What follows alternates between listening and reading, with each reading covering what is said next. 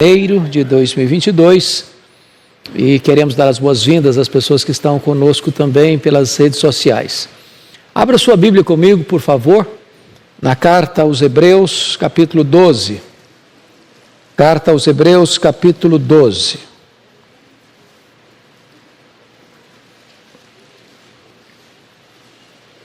Nós vamos considerar este belíssimo capítulo desta carta. Carta aos Hebreus.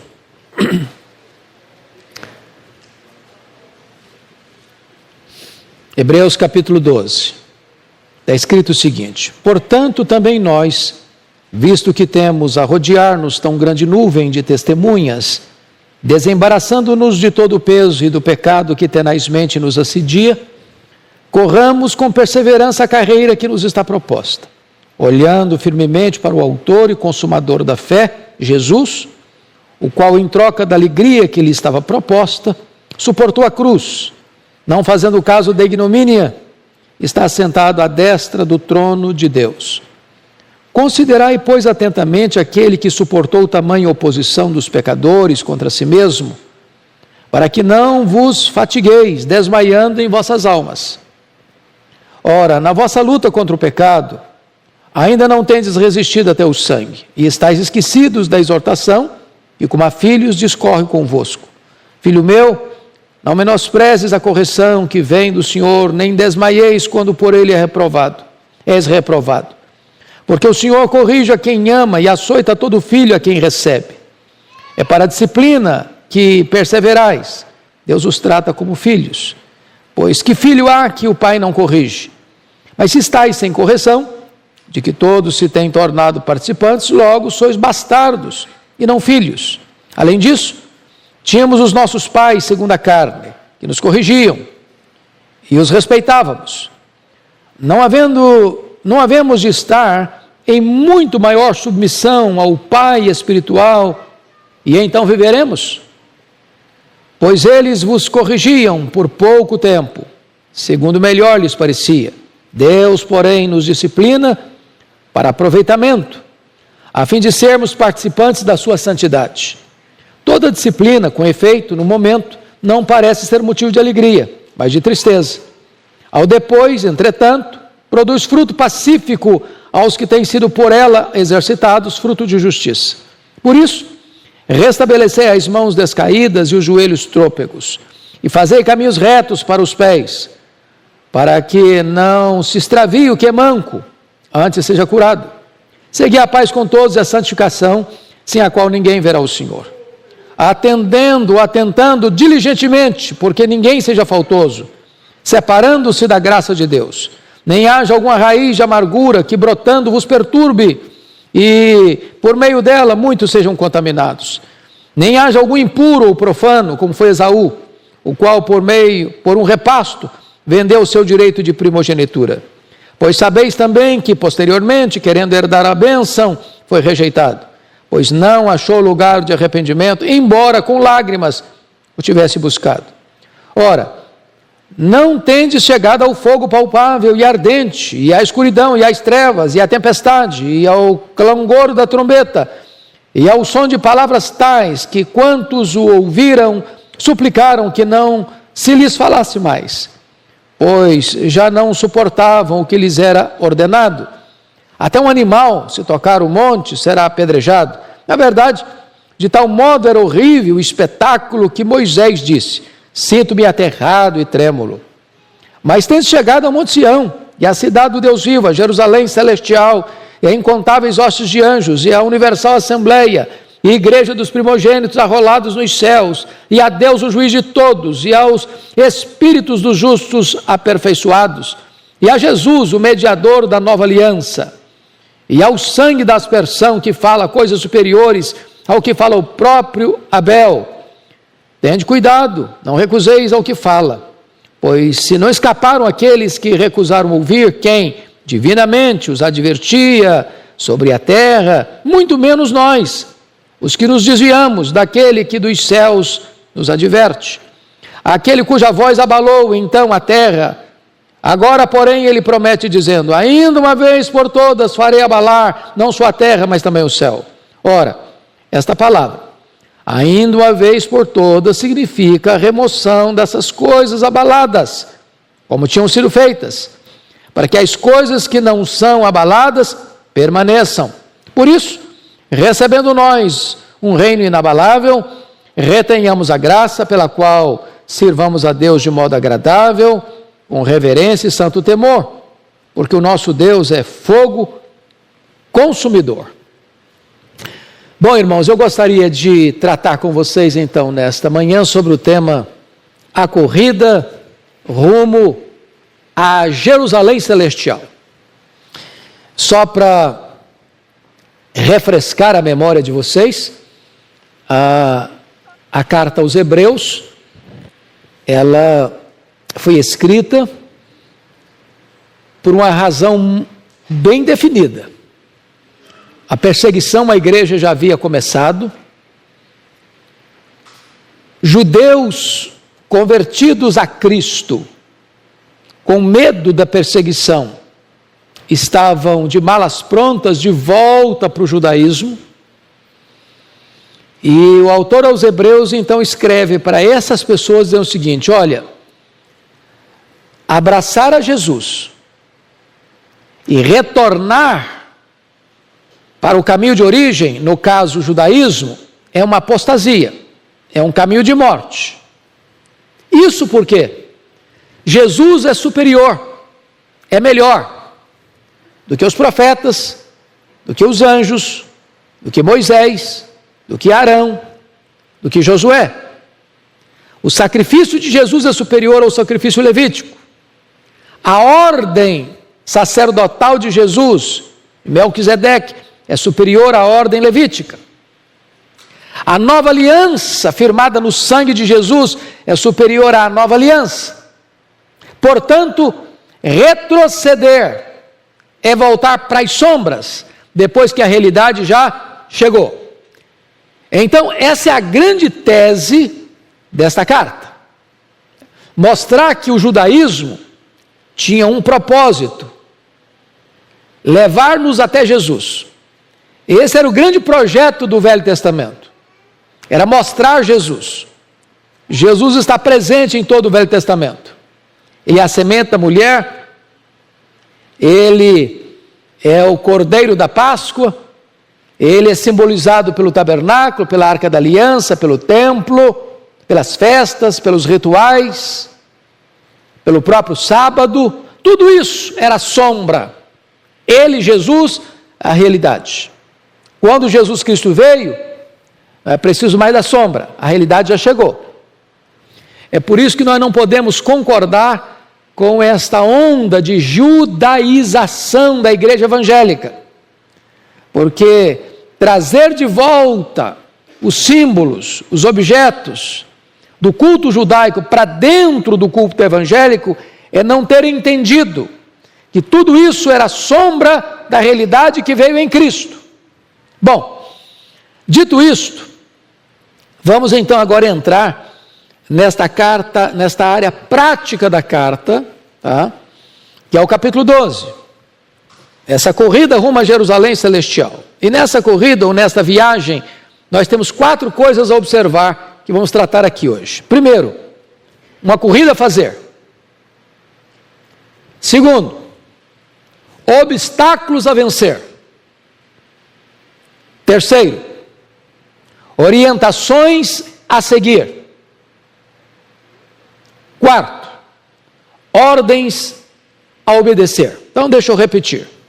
Nós vamos ver hoje 4 coisas, expondo esse capítulo 12. Primeiro, uma corrida a fazer. Segundo, obstáculos a vencer. Terceiro, orientações a seguir. Quarto, ordens a obedecer.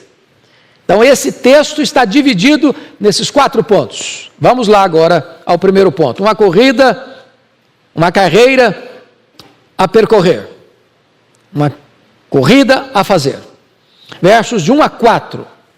Primeira coisa que eu chamo a atenção é o que devemos considerar. Olha o verso primeiro comigo. Portanto, também nós, visto que temos a rodear-nos tão grande nuvem de testemunhas, veja você, ele está mostrando para nós que nós estamos numa corrida e nós estamos rodeados de uma nuvem de testemunhas. Pense comigo no estádio, na Olimpíada, e a arquibancada está lotada e você está na pista, você é o corredor. Mas esta multidão está lá não para aplaudir você. Esta multidão está lá na arquibancada para dar um testemunho para você. Nós já corremos. Nós já fizemos a nossa corrida. E quando você olha que outros já correram essa corrida, e nem sempre essa corrida foi fácil. No capítulo 11 diz que existiram pessoas que foram libertadas do fogo, da boca de leão, mas outros também foram queimados e outros foram cerrados ao meio. Ou seja, não importa se a sua corrida vai ser uma corrida sem luta, de sacrifício pessoal, ou se nessa corrida você vai precisar inclusive dar a sua própria vida no martírio. Corra! Corra! Porque outros já correram, agora é a sua vez de fazê-lo. Deus deu testemunho delas, dessas pessoas que correram, e elas agora dão testemunho para nós, que nós também podemos correr. Essa é a nuvem que nos rodeia, de testemunhas. Mas ele está mostrando aqui no verso 1 ainda o que devemos rejeitar, desembaraçando-nos de todo o peso e do pecado que tenazmente nos assedia. Veja bem que ele faz diferença entre pecado e peso. Tem coisa que, embora não seja em si pecado, pode ser peso. E se você está entendendo a linguagem que ele está usando de uma Olimpíada, tudo que um corredor não pode fazer para fazer uma boa corrida é carregar uma mochila nas costas. Um saco de cimento nas costas. Ele não vai conseguir correr. Ou também correr com vestes inapropriadas. Pensa você, um corredor na pista com uma túnica. Vai tropeçar nos próprios pés. E aí é hora de você parar e perguntar para o seu coração: o que é que para mim é um peso que me atrapalha na minha corrida cristã? Cada um pode ter um peso diferente. Mas todos nós lidamos com um obstáculo, que é o pecado, que o texto diz, tenazmente, fortemente nos assedia. Ô, gente, essa luta é constante. Jamais haverá um tempo entre o novo nascimento e a glorificação que você possa dizer: bom, agora eu não luto mais contra o pecado, essa luta eu já venci, hoje eu estou numa nice. Não, é luta constante, é vigilância constante. Mas, em terceiro lugar, no verso 1 ainda, como devemos correr? Olha aí comigo. Corramos com perseverança a carreira que nos está proposta. A palavra perseverança no grego, ripomone, uma das mais lindas palavras do grego, é correr não só com perseverança, não parar, não desistir, está cansado, vai um pouco mais, avança um pouco mais, eu estou querendo desistir, a carne está doendo, os músculos estão estirados, meu vigor está acabando, continue correndo, continue correndo, continue correndo. É paciência triunfadora.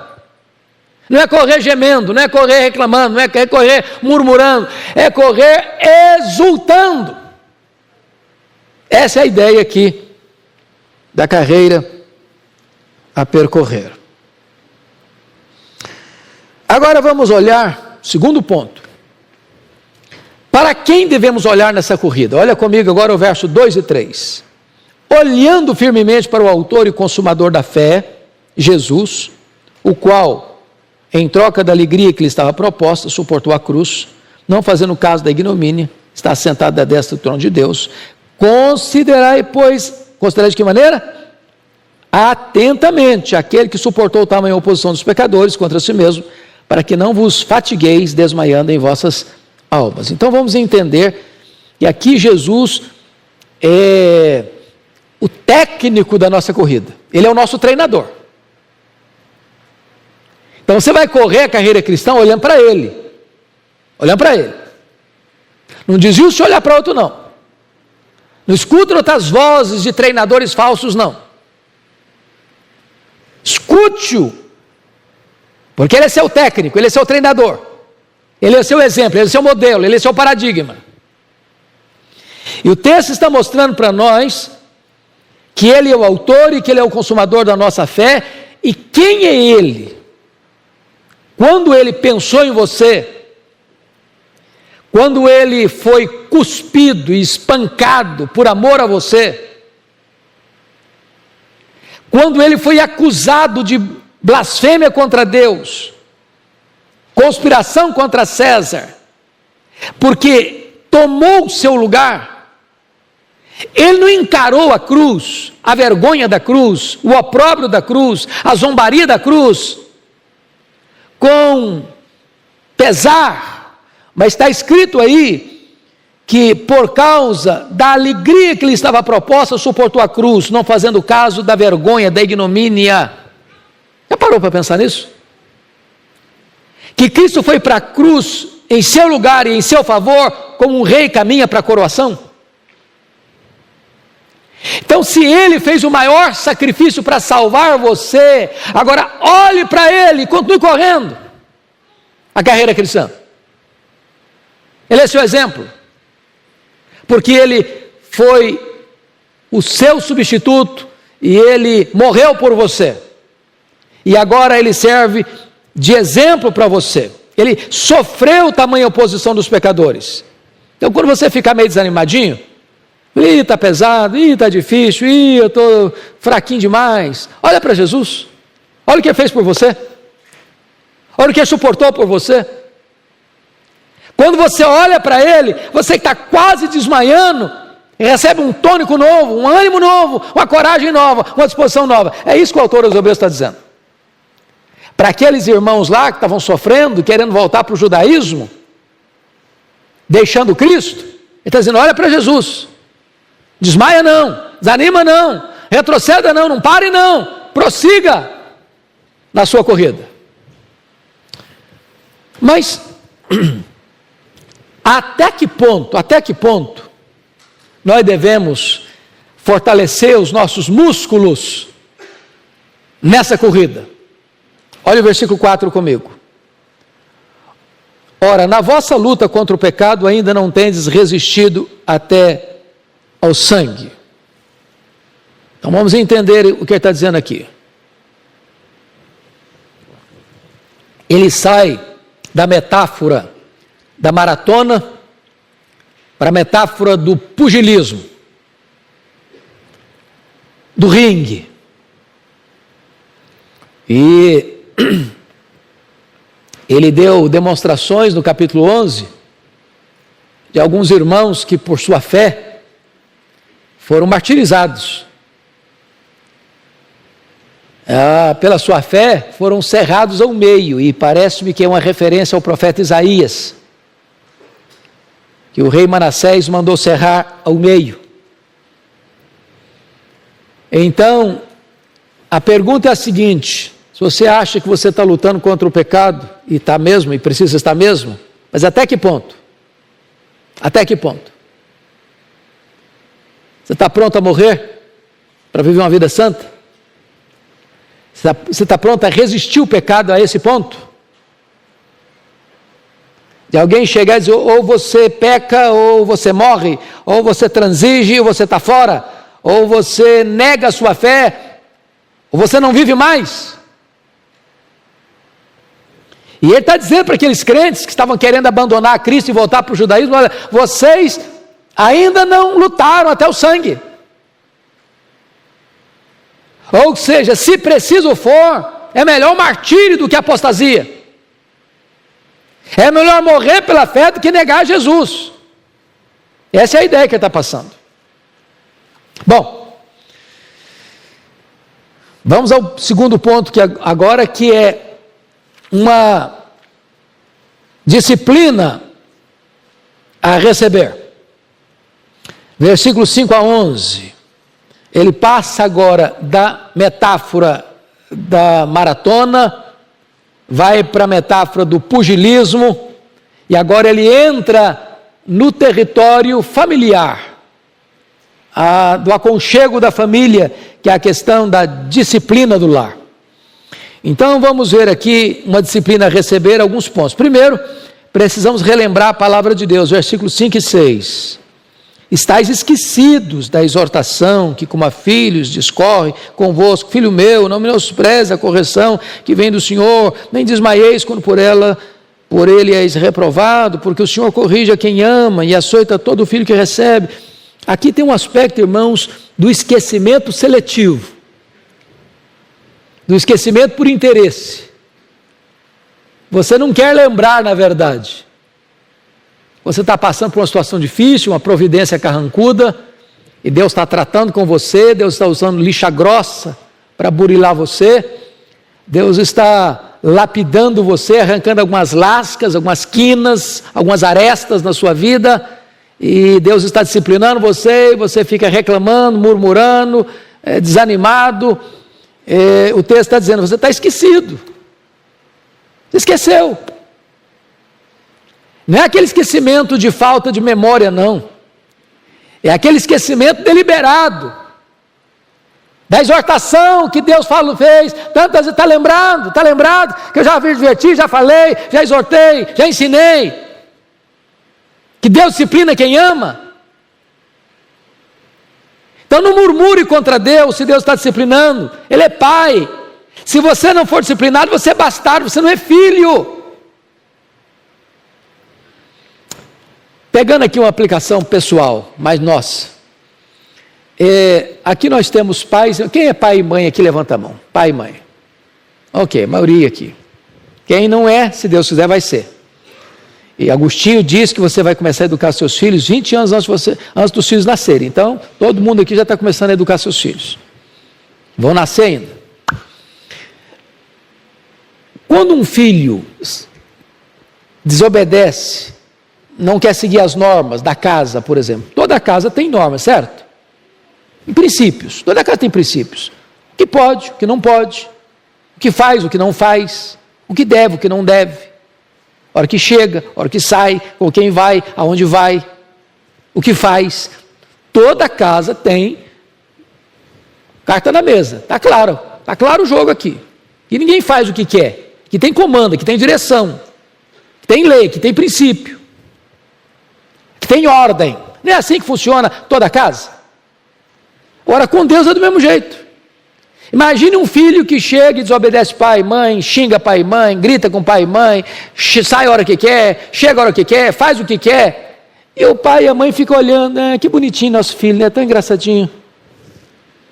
Pai e mãe não faz isso, faz? Não. Chama o menino a chincha. Chama a menina a chincha. Pode reclamar, pode espernear, pode chorar. Mas espernear, reclamar e chorar não mata filho, não. Agora a falta de disciplina mata.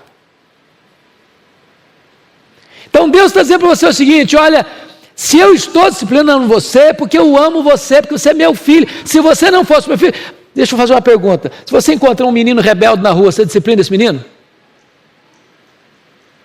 Por que você não disciplina? Ele é seu filho. Você não tem responsabilidade com ele. Não é seu papel discipliná-lo. Agora, se é filho, aí você disciplina. Deus está dizendo, eu estou disciplinando vocês, que vocês são meus filhos, vocês não são bastardos. Esse é o ponto aqui. Agora, precisamos atentar para o cuidado paternal de Deus, versos 7 a 9, olha aí. É para a disciplina que perseverais, aí tem entre parênteses, Deus os trata como filhos, pois que filho há que o pai não corrige?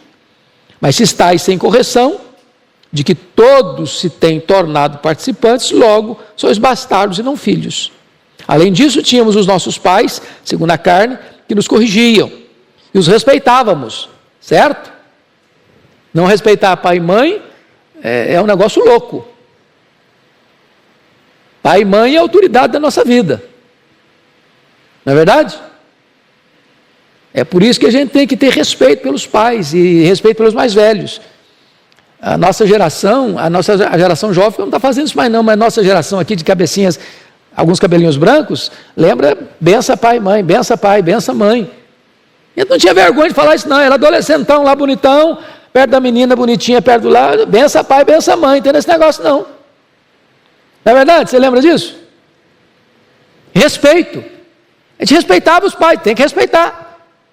Agora, se a gente respeita pai e mãe, cuja disciplina tem falhas, porque somos humanos, quanto mais não deveremos respeitar o Pai Celestial, que é perfeito, e nunca vai ser injusto conosco, nunca vai cometer um equívoco conosco, porque nós, pais humanos, podemos errar com os nossos filhos. A pressão chega, meu filho, você me perdoe, papai, a dose foi grande demais, eu falei o que não podia falar, eu fiz, talvez, no fogo da emoção e me excedi. Deus não comete excesso, Deus não comete erro.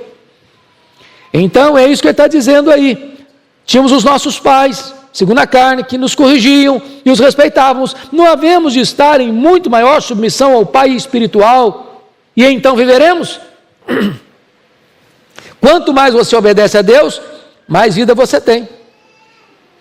Agora, terceiro lugar, você precisa entender o elevado propósito de Deus em corrigir você, senão você fica um crente amargo.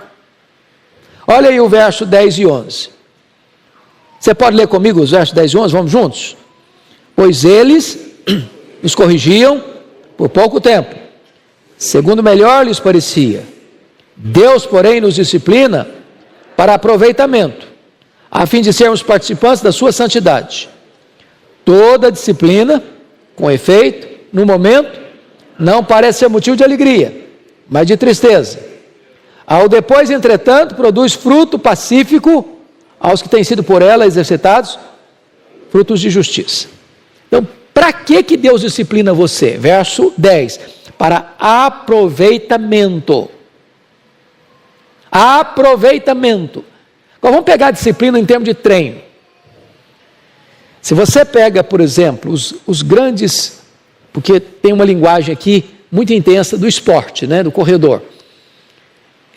Pergunte aos jogadores que são famosos.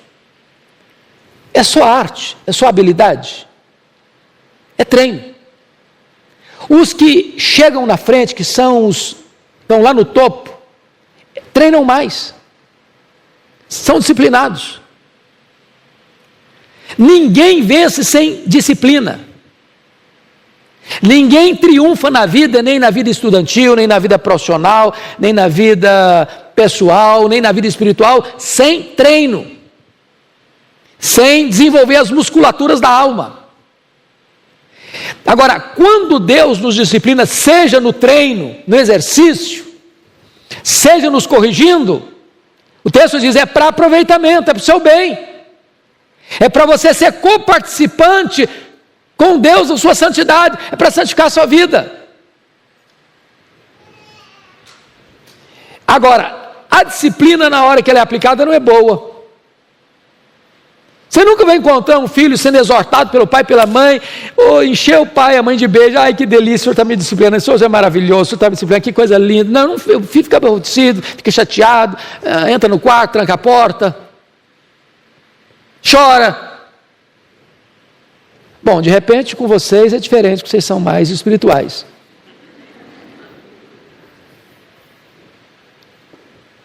Porém, o verso 11 está dizendo algo maravilhoso. Na hora que você está sendo disciplinado, parece tristeza. Você não está entendendo às vezes, você não está alcançando. Ô gente, olha que coisa curiosa, Deus é maravilhoso.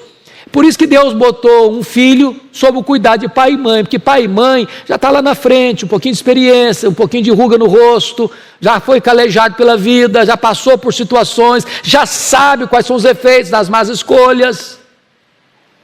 Então Deus bota um filho imaturo, debaixo da autoridade de pais maduros, para que esse pai maduro diz, meu filho, por esse caminho não, vai ser problema, vai ser dor, vai ser sofrimento, você vai bater com a cara na parede, você vai sofrer. Então eu estou disciplinando você aqui, para que você não entre por esse caminho. Se você entrar por ele, você vai dar com os burros na água. E Deus nos disciplina do mesmo jeito. Meu filho, eu estou disciplinando você, sabe por quê? Se você for por esse caminho que seu coração está desejando e querendo, vai dar errado, vai dar problema, você vai sofrer, eu estou te poupando. É isso que o texto está dizendo.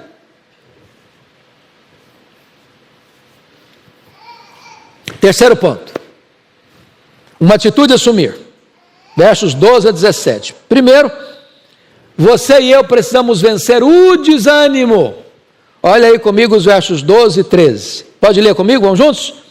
Por isso, restabeleci as mãos descaídas, os joelhos trôpegos, e fazei caminhos retos para os pés, para que não se extravie o que é manco, antes seja curado. Então pense agora, eu volto de novo à metáfora da maratona, da corrida. Eu não sei, eu nunca corri a São Silvestre em São Paulo. Alguém aqui já correu São Silvestre em São Paulo? Alguém? Algumas pessoas já? Ok. Eu não sei quanto você correu, em que lugar que você chegou. Mas eu quero crer que não toma medalha lá dos irmãos lá da África, né? Eles são profissionais nisso. Mas o corredor chega um momento em que ele chega, eu não estou aguentando mais, os mãos já estão caídos, os joelhos já estão batendo no outro, estão trôpegos, e você está quase desmaiando. Ele está usando uma metáfora para falar da vida espiritual. Às vezes nós estamos assim na vida espiritual, tanque vazio, andando na reserva, abatido, joelhos trôpegos, mãos descaídas, desanimado. E Deus está nos mostrando a necessidade, irmãos, de nós vencermos o desânimo. Vencer o desânimo. E como é que você vence o desânimo? Diz o texto no verso 13, fazendo caminhos retos. Sabe por quê? Falando agora espiritualmente, sabe o que cansa a gente? Não é trabalho,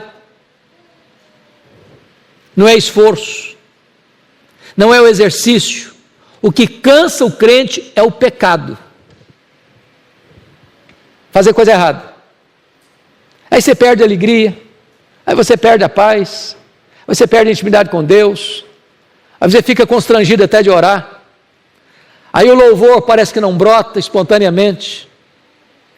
Então o autor aos Hebreus está dizendo, você quer melhorar? Você quer ficar animado?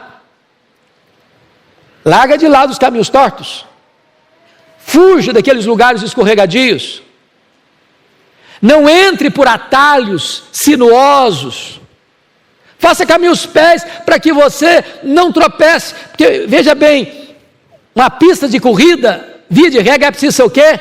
Plana, para o cara não pisar em falso, torcer o joelho.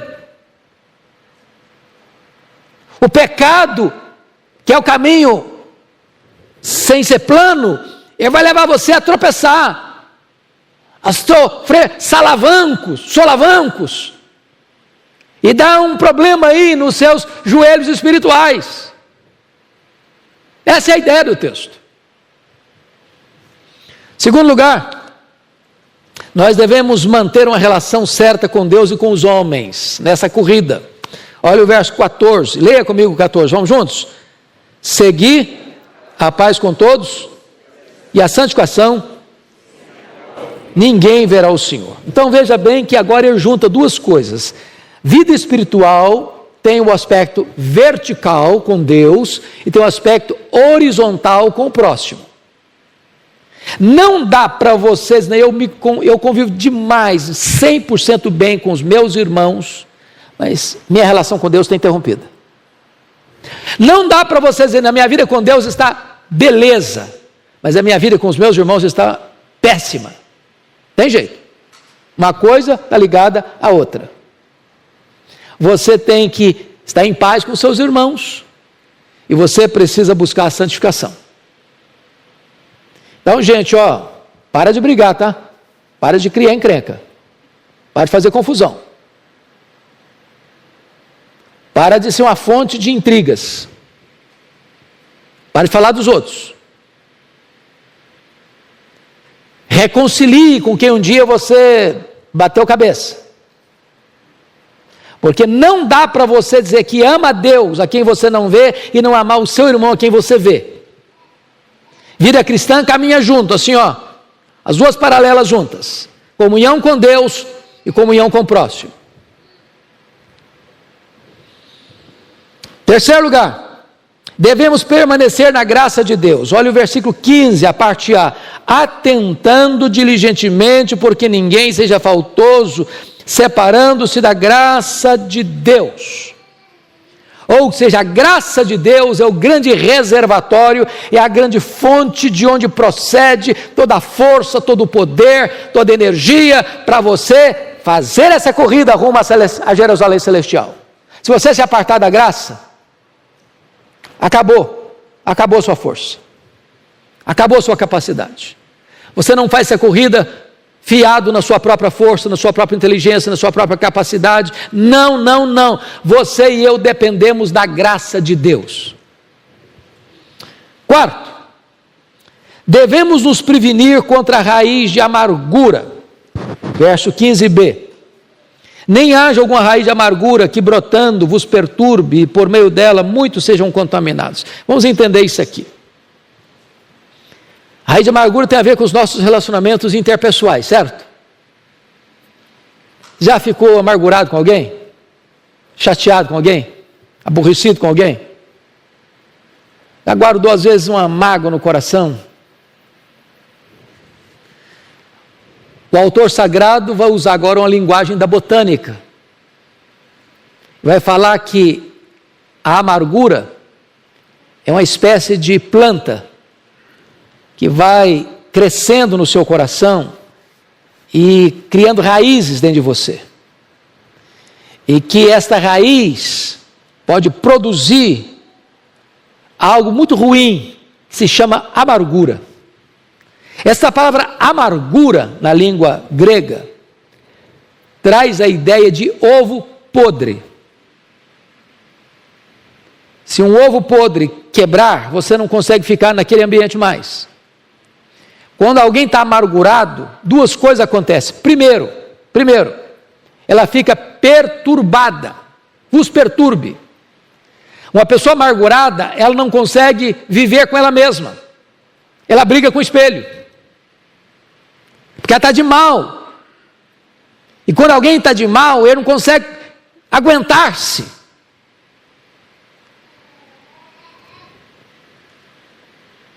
Você não suporta você mesmo. Você é alguém intragável quando você está amargurado. Agora o texto diz que não só você fica perturbado, mas está aí, contamina, ou seja, você não consegue manter ninguém à sua volta. As pessoas vão embora de você, elas não vão conviver com você, você fica chato, intragável. Você fica igual porco espinho, encostou em você e espeta. Então o texto está mostrando para nós que a gente tem que ter cuidado na nossa relação, manter paz com uns com os outros, e a santificação, porque se você não manter paz com seus irmãos, com o seu marido, com a sua mulher, com seus filhos, com seus pais, com seus colegas de trabalho, com seus colegas de igreja, com seus irmãos da igreja, com seus colegas de estudo, você vai ficar amargurado, e se você ficar amargurado, você não tolera nem a você mesmo, quanto mais os outros, e quanto mais os outros vão tolerar você, também não vão aguentar não. Você conhece aquele tipo de gente chato? Toda vez que você chega, critica você, dá uma palavra ruim para você, isso aqui não está bom, isso aqui não está bom, isso aqui não está bom, e aí, de repente, você vai se afastando, você vê lá, você já dá uma contornada, está aqui, você passa para lá de cá, a pessoa fica isolada. Por quê? Porque é um poço de amargura. A raiz de amargura cresceu e afetou a vida dele. Quinto, em vez de ter raiz de amargura, nós devemos valorizar os privilégios espirituais. Olha os versos 16 e 17. Nem haja algum impuro ou profano, como foi Esaú, o qual por um repasto vendeu o seu direito de primogenitura, pois sabeis também que posteriormente, querendo herdar a bênção, foi rejeitado, pois não achou lugar de arrependimento, embora com lágrimas tivesse buscado. O que ele está dizendo aqui? Valorize seus direitos, seus privilégios espirituais. Valorize a sua primogenitura.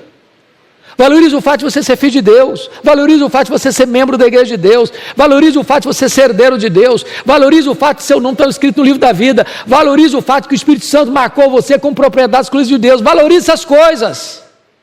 Porque se você não valorizar isso e começar a trocar suas bênçãos espirituais por pratos de lentilha, por prazeres imediatos, por vantagens que o pecado oferece, daqui a pouco você vai trocar as bênçãos espirituais por aquilo que é aventura mundana, e aquilo que é aventura mundana não vai satisfazer você, e agora você vai perder a alegria das coisas de Deus.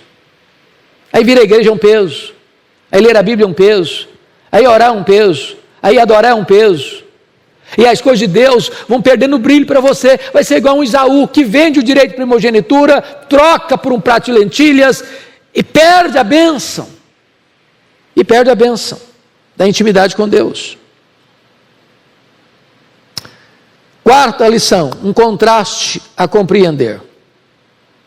E aqui, dos versos 18 a 24, ele vai mostrar de uma maneira categórica aquilo que ele vem tratando na carta inteira, que é a superioridade do cristianismo ao judaísmo.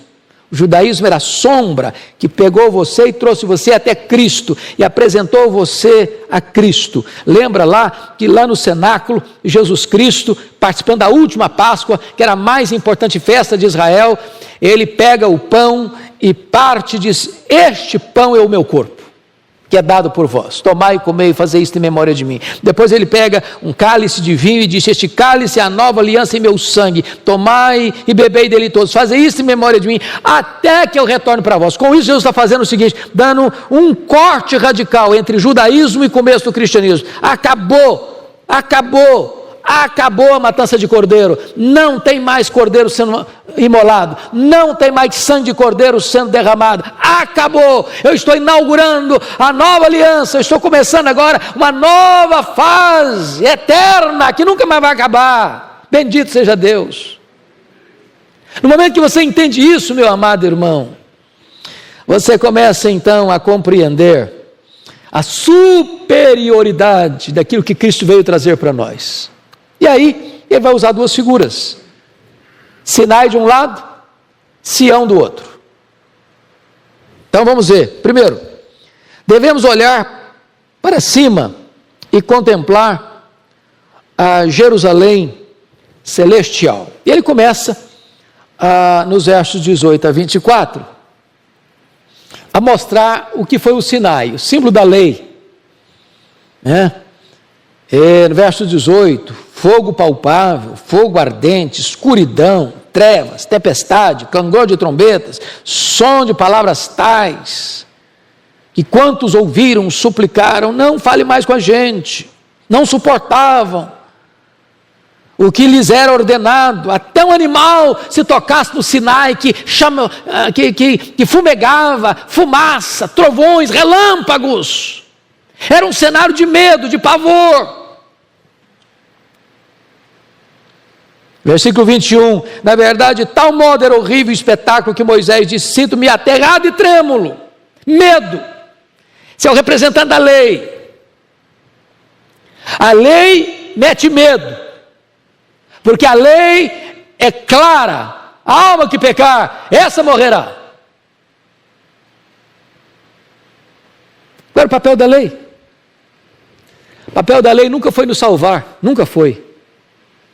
O papel da lei foi convencer a você e a mim quão miseravelmente pecadores nós somos. A lei é uma espécie de raio-x, tomografia computadorizada, que vai lá e detecta o que está lá dentro, mas não é o bisturi do cirurgião que remove o que está lá dentro. A lei é o prumo de um construtor civil que bota na parede e vê que ela está torta, mas não endireita a parede torta. A lei é como uma lanterna para alguém que está caminhando no escuro, ela vê e mostra a pedra do caminho, mas não remove a pedra do caminho. O papel da lei era mostrar para nós quão pecadores somos, e nos pegar pela mão, na linguagem de Paulo aos Gálatas, como o aio, como o pedagogo, e disse: agora eu vou te levar, quem resolve a sua vida é Jesus. Ele é o fim da lei, ele é o cumprimento da lei. Ele se fez pecado por você. A lei diz que quem pecar, a alma que pecar morrerá, pois ele, como seu substituto, seu representante, tomou o seu lugar, e a lei disse: ele deve morrer, e ele morreu, pelos seus pecados, pelos meus pecados. para pagar a nossa dívida, cumprindo a justiça de Deus. Agora você não está mais diante de um Sinai em chamas, com trovões, relâmpagos, com medo. Agora você está numa outra imagem, numa outra figura. Versículo 22. Você pode ler o 22 até o 24 comigo? Vamos juntos? Voz bem clara. Mas tendes chegado ao Monte Sião, à cidade do Deus vivo, a Jerusalém celestial, e a incontáveis hostes de anjos, e a universal assembleia, e a igreja dos primogênitos arrolados nos céus, e a Deus o juiz de todos, e aos espíritos dos justos aperfeiçoados, e a Jesus o mediador da nova aliança, e ao sangue da aspersão que fala coisas superiores ao que fala o próprio Abel. Ele está contrastando o judaísmo com o cristianismo. Agora não é medo, não é pavor. Agora a ordem é: achegai-vos. Agora a ordem: tendes chegado ao Monte Sião. Monte Sião aqui é um símbolo da graça, é um símbolo também da Nova Jerusalém, da morada de Deus, do lugar da morada dos santos. Ele está falando agora desta igreja comprada no sangue de Cristo, dos espíritos dos santos aperfeiçoados, da glória do céu. Então, notem, amados irmãos, que o texto está nos mostrando que nós devemos olhar e contemplar a Jerusalém celestial na nossa corrida. Quando você ficar desanimado, assim, eu estou querendo parar, meu joelho está doendo, minhas pernas estão fracas, minhas mãos estão descaídas, aí o texto está dizendo: olha para lá, olha para a recompensa, olha para a glória, olha para o céu, olha para aquilo que está reservado para você, olha para aquilo que ouro não compra, que dinheiro não compra, olha para aquilo que o Senhor preparou para aqueles que o amam. Prossiga a jornada, avance mais, não pare, persevere.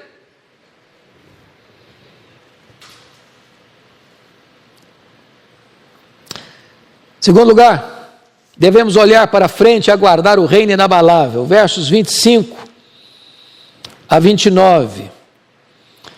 Preste atenção na leitura que eu vou fazer. Tende cuidado. Olha bem a expressão, tende cuidado. Não recuseis ao que fala. Agora ele está aplicando, agora ele está fechando o argumento. Agora está fazendo a aplicação. Agora é o pastor que pregou o sermão e está fazendo a aplicação do sermão. Tende cuidado, não recuseis ao que fala. Pois se não escaparam aqueles que recusaram ouvir quem divinamente os advertia sobre a terra, muito menos nós, os que nos desviamos daquele que dos céus nos adverte. Ele está falando o seguinte: olha, quem não escutou lá atrás, no regime da lei, sofreu sanções. Ele vai mostrar aqui nesta carta que aqueles hebreus, aqueles judeus, aqueles israelitas, melhor dizendo, que saíram do Egito, rebelaram-se contra Deus no deserto, por incredulidade. O que aconteceu com eles? Ninguém entrou na terra, exceto 2 pessoas. Toda aquela geração de aproximadamente 2 milhões de pessoas, eram 600 mil homens, fora mulheres, crianças, estimado em 2 milhões de pessoas. Toda aquela geração morreu no deserto. Toda. O deserto virou um grande cemitério. Por que eles não entraram? Porque eles não escutaram aquele que os advertia. E agora o autor aos Hebreus está fazendo a aplicação dizendo o seguinte: olha, preste atenção nisso. Tende cuidado, não recuseis ao que fala, pois se não escaparam aqueles que recusaram ouvir quem divinamente os advertia sobre a terra, muito menos nós, os que nos desviamos daquele que desde os céus nos adverte. Então, preste atenção, o Deus da graça não é um Deus bonachão, não. Não é a graça barata, não. Não é o fato de você estar salvo pela graça que pode levar a vida na galega, não. E aí ele diz no verso 26, aquele cuja voz abalou, então a terra, agora porém ele promete dizendo, ainda uma vez por todas farei abalar, não só a terra, mas também o céu. O que ele está dizendo?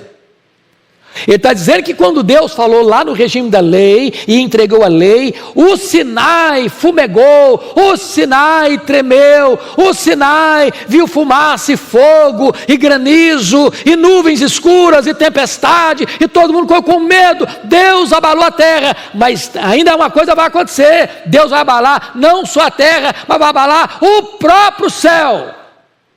Quando? Quando Jesus voltar. Para o grande dia do juízo, para o grande dia da prestação de contas. Olha comigo o verso 27. Ora, esta palavra, aí de uma vez por todas, significa remoção dessas coisas abaladas, como tinham sido feitas, para que as coisas que não são abaladas permaneçam. Por isso, recebendo nós um reino inabalável. Então, vamos parar no verso 28 para a gente seguir daqui a pouquinho, porque você precisa ler como é que esse negócio até o céu vai estar abalado. Quem vai entender melhor isso, quem vai explicar melhor isso para nós, é Pedro. Então abra rapidinho lá, depois a gente volta aqui para fechar. Segunda carta de Pedro, capítulo 3.